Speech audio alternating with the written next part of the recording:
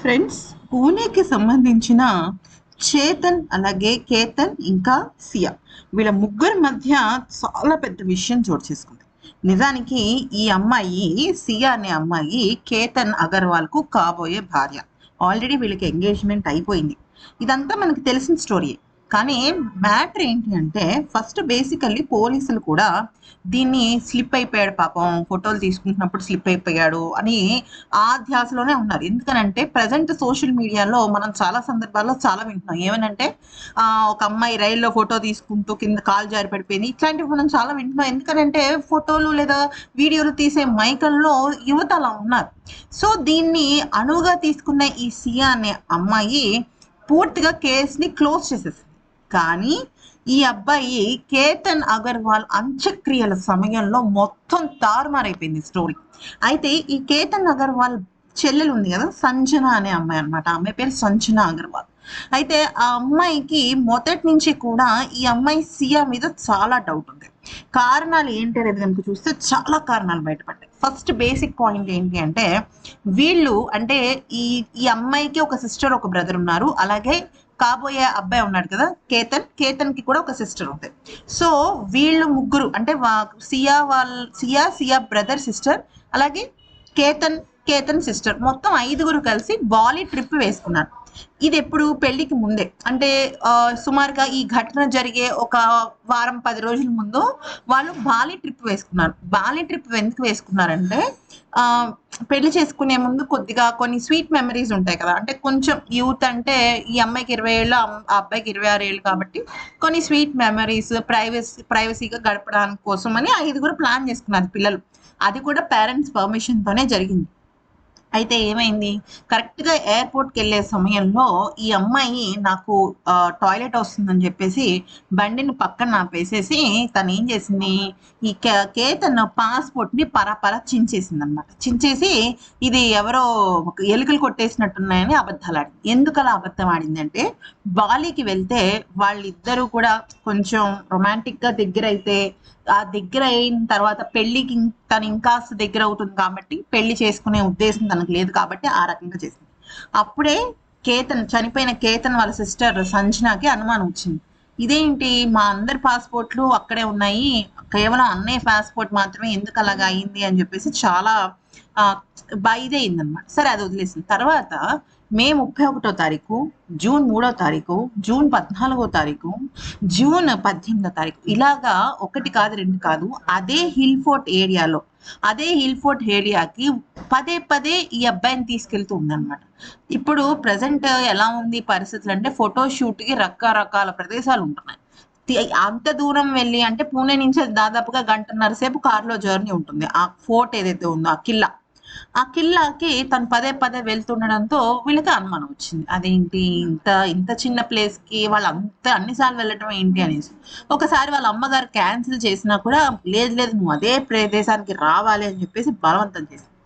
అదొక పెద్ద ఆధారం. అయితే ఇంకొకటి ఏంటంటే, జూన్ 14వ తేదీన ఈ అబ్బాయిని గట్టిగా తోసేసింది ఈ అమ్మాయి.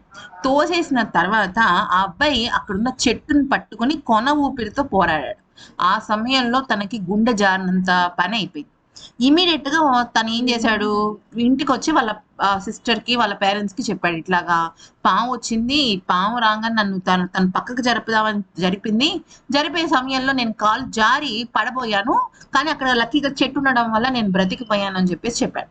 సో ఇవన్నీ అనుమానాలు, అంటే ఒకదాని తర్వాత ఒకటి ఇది ఉంది.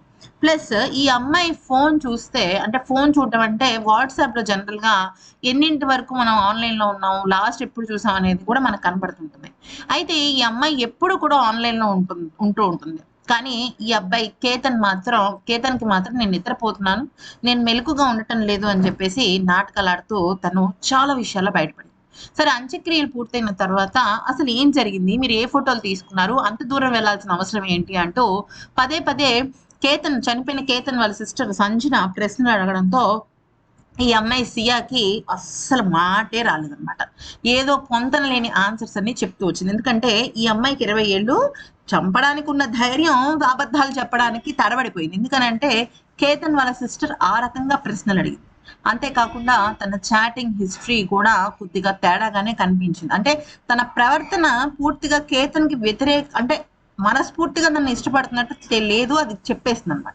అయితే ఆ తర్వాత ఏమైంది అంటే ఇదేదో తేడాగా ఉందని చెప్పేసి సంజన ఇమీడియట్ గా ఫ్యామిలీ మెంబర్స్ తో మాట్లాడి తన అన్నయ్య కేసుని మళ్ళీ తిరగదోడేసరికి పోలీసులు ఓకే ఇది మేము కొత్త కేసు లాగా భావిస్తామని చెప్పేసి మళ్ళీ సీసీటీవీ ఫుటేజ్ అక్కడ ఫోర్ట్ కి సంబంధించిన సెక్యూరిటీ గార్డ్ ఈ అమ్మాయి అలాగే ఈ అమ్మాయి వాట్సాప్ చాట్ మొత్తం అంతా తీసేసరికి ఇక్కడ భయంకరమైన నిజం బయటపడింది ఏంటంటే ఈ అబ్బాయి ఉన్నాడు కదా, అంటే ఈ అమ్మాయి సియా బాయ్ ఫ్రెండ్, అతను ఏం చేశాడంటే అతను వీళ్ళని ఫాలో అవుతూ వచ్చాడు.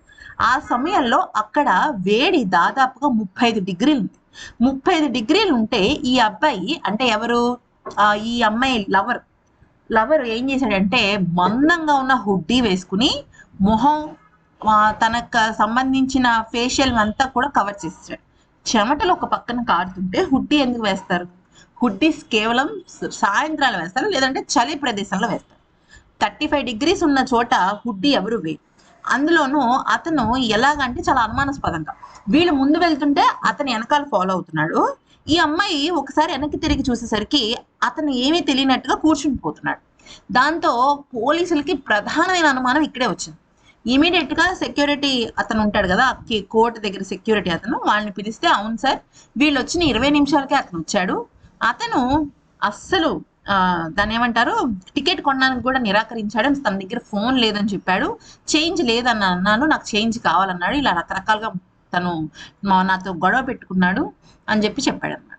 సో ఆ తర్వాత ఏమైందంటే సీసీటీవీ ఫుటేజ్ లోను చేసిన అంటే ఈ అబ్బాయి మీద అంటే చనిపోయిన చేతన్ శరీరం మీద ఈ అమ్మాయితో పాటు ఆ అబ్బాయి వేలి ముద్రలు బలవంతంగా తోసినట్టుగా, అంటే అతను చాలాసేపు ఫైట్ చేశాడు నేను కింద పడను అని, కానీ బలవంతంగా ఇద్దరు కలిసి తోసేసినట్టుగా వేలి ముద్రలు చాలా స్పష్టంగా కనపడ్డాయి.